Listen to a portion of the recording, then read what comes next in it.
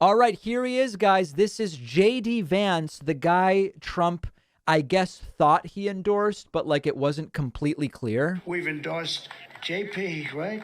J.D. Mandel. We support Vance's opponent, Tim Ryan. Let's listen to the trash. This is awesome. I've even got some of my family here, so it's going to get especially rowdy here. So I wanted to introduce myself to those of you watching on TV and also those of you in the audience who don't know who I am. I am J.D. Vance. I'm a business guy, but I am now the Republican Senate nominee in the state of Ohio. And ladies and gentlemen, we're going to take that Senate. I grew up in southwestern Ohio. I was raised by my mama and papa who came from southeastern Kentucky, coal country. And if So you know let me anything just give about some context. This story about Mama and Papa, J.D. Vance wrote a book called Hillbilly Elegy about his upbringing and as a kind of conservative guy. And when I read the book prior to him running, I was like, you know, this guy seems like a reasonable conservative. He used to be anti-Trump. I was like, if I don't agree with him, but he at least seems someone you can talk to. He then went full Trumpian, off the charts, vile, unhinged, and it made me want to burn the book. I didn't, because I don't actually burn books, but it made me want to burn the book. Why are they in the wardrobe? Why are they in the silverware drawer? And we realized that Mamaw, who couldn't get around that well towards the end of her life, she wanted to make sure that no matter where she was at any moment, she was within arm's reach of a gun and she could bust a cap if she needed to. By the way, if I recall from the book, Mamaw was a Kennedy Democrat. But she was not just a lover of the Second Amendment. She was an incredible woman. She was a disciplinarian. She was tough. She could be firm. She could be firm with the people she loved and also the people she didn't know. I remember when I came home from school one day and I said, Mamaw, this is right after we invaded Iraq in April of 2003. I said, Mamaw, I would like to enlist in the U.S. Marine Corps. And she said, no, you're not. And I said, well, why? And she said, well, because I'm not letting anybody go to the Marine Corps given what's going on. She loved the Marines. She loved the individual Marines, but she was scared, like a lot of young parents and grandparents are for their kids. And so when I brought the recruiter over to our house to try to persuade her that she should let me enlist in the United States Marine Corps, she told the recruiter, if you step 1 foot on my porch, I'll blow it off. And so they had a conversation about the U.S. Marine Corps while she stood up on her porch and he stood in the yard. And that was how he eventually persuaded my mamaw that I could join the Marine Corps. And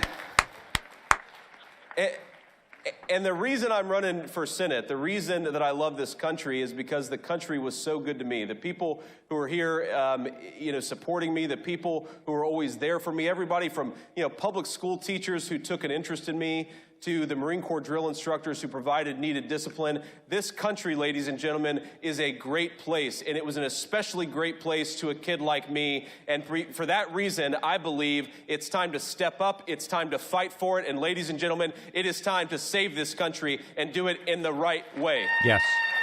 Which in this particular race you do by voting for his opponent, Tim Ryan, who's been a guest on this show. Think about where else but America could a kid who grew up in a poor family in southwestern Ohio be running for the U.S. Senate at the age of 38? Where else could a kid who grew up, in a non-traditional family where things weren't always easy have the opportunity and the ability to start a business and to be a husband, a good father, to raise 3 children in a city that we love? This country, ladies and gentlemen, don't ever let them tell you that it's not worth fighting for. Don't ever let them tell you that it's not worth saving, because a country that can provide those dreams and those rights. Is anyone saying the country's not worth saving? I haven't heard anybody say that. We need to save. And ladies and gentlemen, at this conference, we are dedicated to doing just that.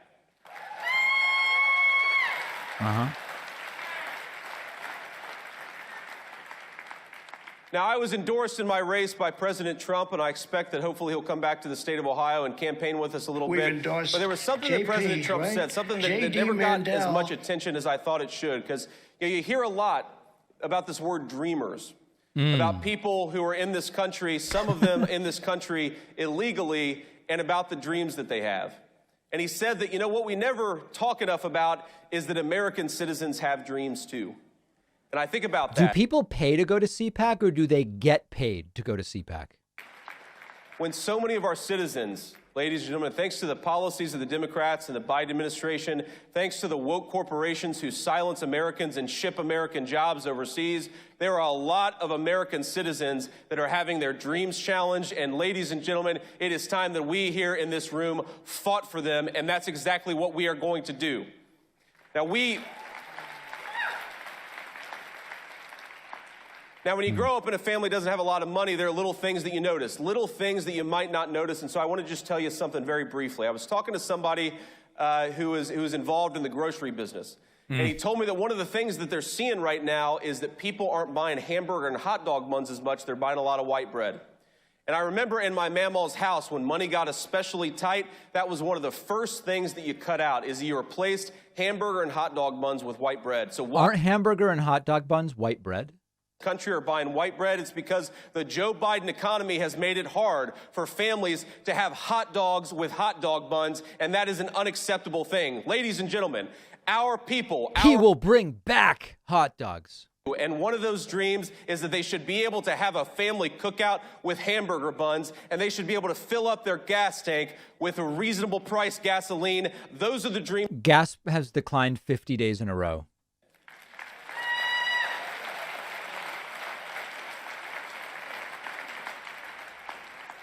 But don't even get him started on sausages. People dream of being able to send their children to school where they're taught that American history is something to be proud of and not something to be ashamed of. Our people, they dream of being able to send their kids to trade schools, to jobs, to universities, to apply for those things without explicit racial discrimination, which is something that I guarantee you we all know is happening in this country right at this very minute. They dream of being able to go into the drugstore and buy pharmaceutical ingredients, antibiotics. By the way, he's talking about white people being discriminated against. To be clear, I know some of you might have heard that and thought, oh, wow, he cares about racism. He's talking about white people being discriminated against. They dream of being able to send their kids to the Marine Corps and to the other military branches where they're not kicked out for refusing to take a vaccine for a disease that is not a danger to those young kids. Right. The other 14 vaccines you need in the military, those are fine. They only have a problem with this one. They dream of a country where the Attorney General puts the people in jail who burn down American cities, not the people who are protesting peacefully at their kids' school. Protesting peacefully at my kid's school. Completely normal behavior for parents to show up at their children's school to protest and badger administrators. People who just want a good life in the country that their grandparents and great-grandparents built, the people who want their children to have a better life than they did, they are winnable. They are winnable in 22 more than any other time. I'm J.D. Vance. You can go to my website. I'm at jdvance.com, and I want you to support me. I want you to make phone calls for me. I want you to go out there, if you're in Ohio, and knock on doors for me, because the dream... This guy has to be defeated. Going to become a reality when you have a president like the one that we have right now and a weak, fake congressman named Tim Ryan in Ohio who is actually fighting against the very working people that he's... Tim Ryan's actually a pretty good congressman and a smart guy. He's been on the show. 22 to take this country back, to fight for this country's values, and we are not going to do it unless we get engaged, unless we get energized, unless we recognize... He will also end Kaiser rolls and Bialys for hamburgers. Media, to the propagandists, to the Joe Biden administration, we are going to send a message that the American people, we have dreams too, and it's time to fight for them. Thank you, and God bless you. We've endorsed JD, right? J.D. Mandel. So there is J.D. Mandel, endorsed by Trump, unbeknownst to everybody, even unbeknownst to Trump, seemingly.